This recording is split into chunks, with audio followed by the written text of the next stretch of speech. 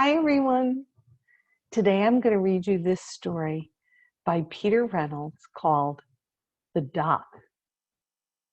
I've read a few of his other stories and really liked them.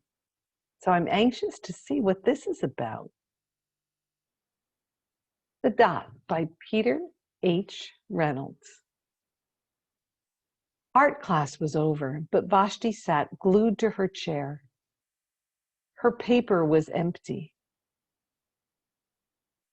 Vashti's teacher leaned over the blank paper. Ah, a polar bear in a snowstorm, she said. Very funny, said Vashti. I just can't draw.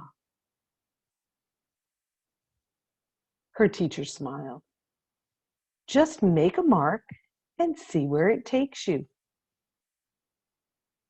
Did you guys understand what she meant about the polar bear? Polar bears are all white, and a snowstorm would be white. So the teacher was kind of pretending that Vashti actually had drawn on the paper, but she hadn't. So Vashti grabbed a marker and gave the paper a good strong jab. There. She looks kind of mad. Her teacher picked up the paper and studied it carefully. She pushed the paper toward Vashti and quietly said, now sign it. Vashti thought for a moment. Well, maybe I can't draw, but I can sign my name. The next week, when Vashti walked into art class, she was surprised to see what was hanging above the teacher's desk. It was the little dot she had drawn, her dot, all framed in swirly gold.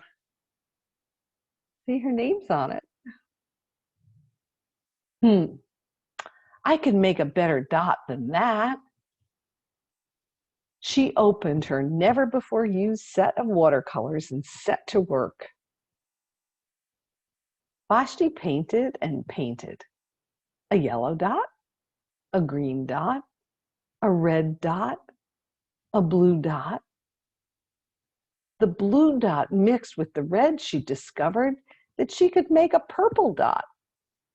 Vashti kept experimenting, lots of little dots in many colors. If I can make little dots, I can make big dots too. Vashti splashed her colors with a bigger brush on a bigger paper to make bigger dots. Vashti even made a dot by not painting a dot. See that? There's a big white dot in the middle of the paper. At the school art show a few weeks later, Vashti's many dots made quite a splash. Vashti noticed a little boy gazing up at her. You're a really great artist. I wish I could draw, he said. I bet you can, said Vashti. Me? No, not me. I can't draw a straight line with a ruler. Vashti smiled. She handed the boy a blank sheet of paper. Show me. The boy's pencil shook as he drew his line. Vashti stared at the boy's squiggle, and then she said, please, sign it.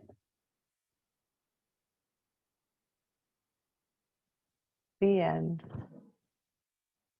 Do you have any idea what probably happened next after the story ended? Vashti encouraged that little boy to do art the way he felt it in his heart and the way he saw it, the way her art teacher encouraged her. And just because starting with a dot might not have been what somebody else did, because it was Vashti's own creativity, it turned into something beautiful.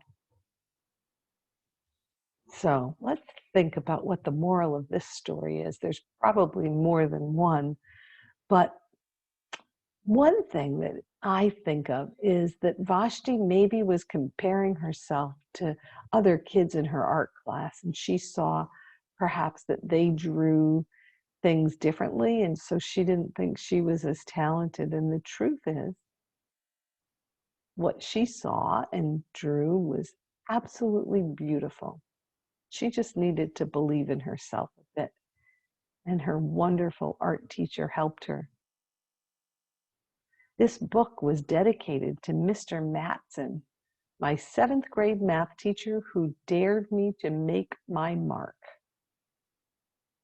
That's what the author said. I love this story and I love this author.